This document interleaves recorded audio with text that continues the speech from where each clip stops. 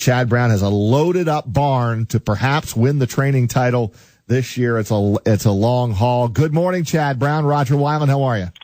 Yeah, good, Rodger. Thanks for having me. Hey, no problem, man. Appreciate it. So how pumped are you? I know it's you're just coming off winning the Belmont training title. So your barn's hot right now. How do you feel leading up to Friday? Well, we're excited for the meet as always, and we do have a lot of good momentum going into this Saratoga season this year. Like anything, we need some racing luck and keep the horses healthy. You have more horses capable of winning races, including your 2-year-olds, than you've ever had before going into a Saratoga meet, Chad. Is that fair to say? Yes, it is. Yeah, we've grown a little bit more each year. This year's no different. So we feel like we have a few extra troops to lead over there, and everyone's in good form right now, thank God. And weather also play a factor. We do have a lot of turf horses, so you still need things to go your way. It's a tough meet. A lot of great horses up here, a lot of top trainers, and you have to work for every win. Well, turf is your specialty, but I know you told Chris Honorado yesterday, because we ran an interview with you last night on News Channel 13 live at 6:11, where turf is your specialty, but you're also more than capable of producing wins on the dirt as well. Yeah, we've definitely expanded with our dirt horses in our stable, and coming into this season in Saratoga, definitely have more top dirt prospects than we've had in previous years, so it should balance out the stable nicely. How much would it mean, Chad, for you to win the training title? You have been so close, running in a close second to Todd Pletcher for a number of summers. What would it mean to win it outright this summer?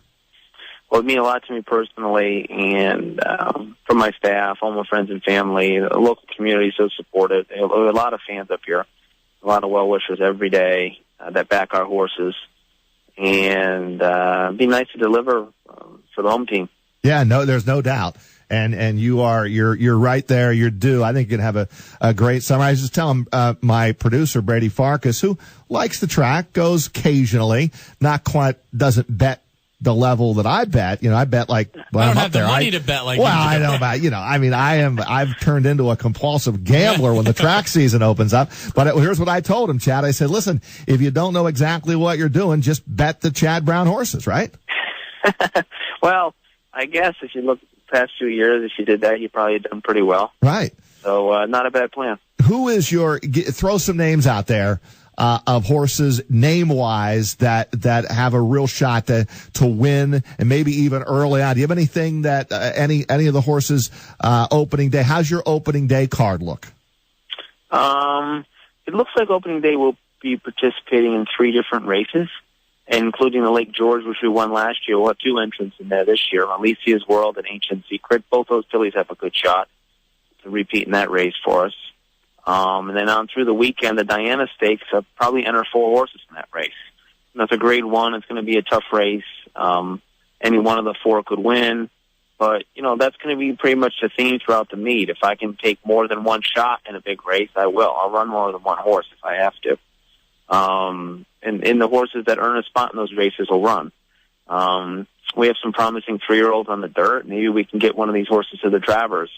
Horses like Gift Box, My Man Sam, and Connect are all promising 3-year-old dirt horses that I think it's possible they could make it to a race like the Travers. So, we have a nice balanced squad from top to bottom, turf, dirt, a little everything. And, we should be making some noise throughout the whole meet. Chad, you're getting ready for Saratoga. You just won the training title at Belmont. You've had horses on the biggest stage, in the Triple Crown races. I mean, you had 2 horses in the Kentucky Derby. I've been out to the Super Bowl. I've been to game 1 of a World Series. What is it like, though, for you to be on the biggest stage in those Triple Crown races? It's rewarding. We want to win them, which we haven't yet. But it's rewarding just to get there. It gives my staff a lot of confidence that they're buying into the program or what we set out to do, and to make it to those big days, it's pretty exciting going to the Derby.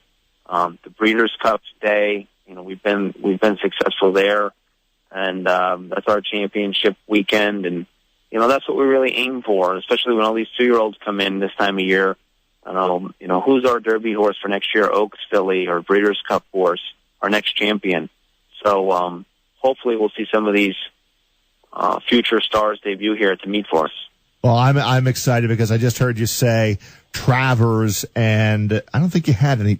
You didn't have anybody in the field last year in the Travers, but now the way you're talking, you might have 1, 2, 3 in that category of horses that you would enter in the Travers if everything stays according to plan. It's possible. Those are 3 good horses. Another horse named Economic Model that's come on second half of the season here, and they have a little ways to go. Talk about a race like the Travers. I mean, there's some established horses that are pointing towards that race that are further ahead with their credentials than those 4 horses I mentioned. But these 4 horses will run long on the dirt. I think they're very talented. They're lightly raced, and I think they have the potential to get there. So I'm going to try to put them in position to get there on Travers Day with a chance. Well, it sounds like a great plan, Chad. The other question I want to ask you, in terms of jockeys, there are so many good ones at Saratoga. Do you have a couple to go to that you use and you will be using throughout the Saratoga meet on a regular basis? Well, over the last couple of years, I'd say majority of my starts have been with either Javier Castellano or Irad Ortiz. When you look at the jockey standings now, coming out of Belmont, it's balanced quite a bit now. There's several riders in the colony that have plenty of good business behind them. They're all very talented. They all seem to be riding very well. And then you throw into the mix some riders from the Midwest that are moving out of Churchill now that it's closed that are very talented. And I'll tell you, the jockey race here for the leading jockey at the meet could be as interesting as I've seen in the last decade, maybe. I mean, I could see, 5 different jockeys with enough business right now if everything went their way to compete. So I'd be happy to have any one of them on my horses. They're all riding well. Chad, we wish you the best of luck, man. Thanks for a few minutes. I know I'll see you throughout the meet in the winner's circle. Have a great meet, and we'll talk to you on Friday on opening day. Thanks for having me, guys.